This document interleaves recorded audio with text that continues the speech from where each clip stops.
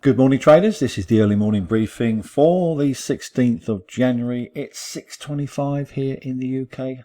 Hope you're well.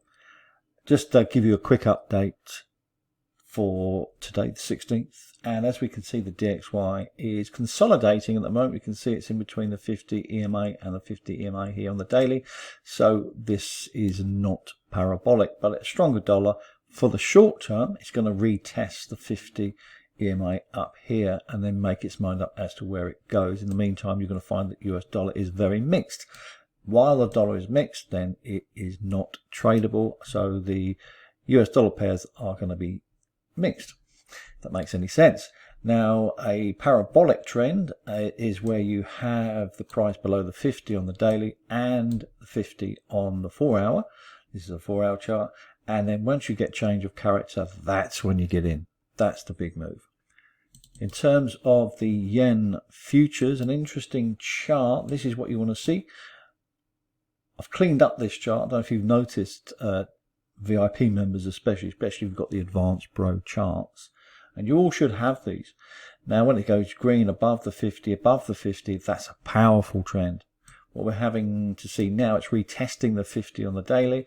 Not quite sure where to go, but there's a very strong resistance line, about 89% if I remember rightly, 68.98. So you're likely to come into the liquidity area and see some kind of bounce. What that means for the yen, it means that if this does bounce, and it is an if, but it's likely to, then you're going to see that all the yens would just roll over and go down. So we have to wait for that. Again, correlation is really important. Swiss franc futures is looking weak, but not parabolic. This is what you want to see. And so therefore, you have to wait. This is consolidating. If you are going to trade these Swiss pairs, then you're going to be long because it does the opposite. So a weaker Swiss franc. In addition, whilst the DXY is mixed, then gold will be mixed. That's the correlation. It sometimes kicks off on a safe haven trade because of the Middle East problems, but as you can see, it's pretty much sideways, not done much. We had a sell signal on the gold software at midnight, but we don't trade at midnight unless you're doing the Asian session. So that was an opportunity to sell there. Now we can see the stochastics both oversold. So this is not a safe trade to sell. What I am looking for is the price to possibly move up into a buy signal, but mixed at the moment. Let's have a look at the calendar. A quick update on Tuesday the 16th. We can see Canada's got CPI coming out at 130. So if you're holding any Canadian pairs, just be aware of that. We're holding Euro Canadian and Pound Canadian, expected to go higher. And USD Empire State Manufacturing Index at 130. So that could liven up this afternoon during the New York session.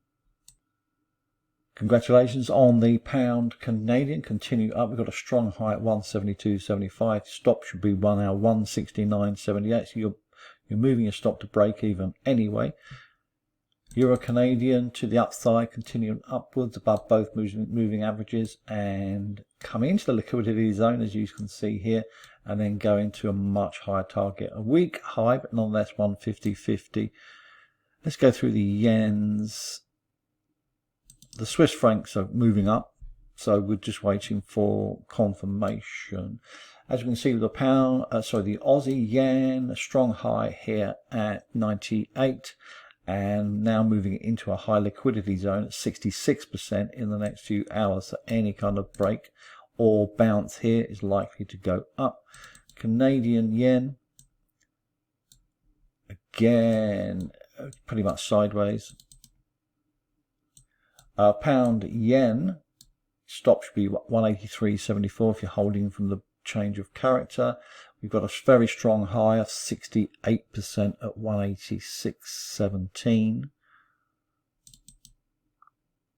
So these prices on the yens will be dictated by the yen futures, which is now hitting an order block and highly likely to bounce up, which indicates a possible reversal or at least a deep correction.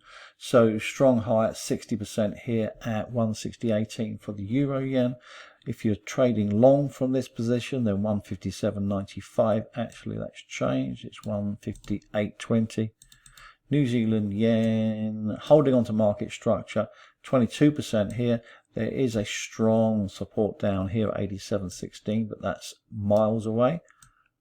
So this could continue up depending on the yen futures in the next few hours or the next few days. Again, Swiss yen to the upside if you traded here. If you traded here, congratulations, or even here. And as you can see, the price is now consolidating rather like the yen futures. No coincidence there. There's a strong high here at 171.47. So any deeper into this area here, get that out of the way. As we can see, if it comes down deeper into this liquidity zone, you can have a target here of what was it, 171.50. These are very important numbers. The higher the number, 53%, the stronger the resistance is going to be.